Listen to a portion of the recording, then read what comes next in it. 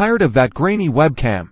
Let's unlock your Nikon D3500's potential for streaming and recording, even without an HDMI cable.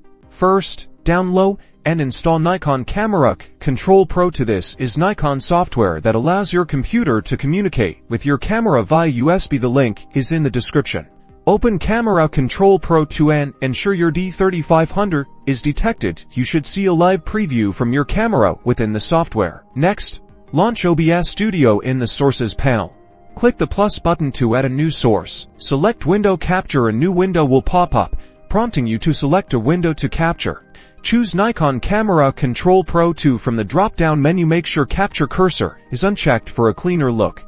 You should now see the live feed from your D3500 in OBS. Resize and reposition the window capture within OBS to fit your desired layout. Now you're all set to stream or record with your Nikon D3500 using OBS Studio. Remember to adjust your audio settings and experiment with different OBS scenes for a professional broadcast. Hit that like button and subscribe for more camera and streaming tips.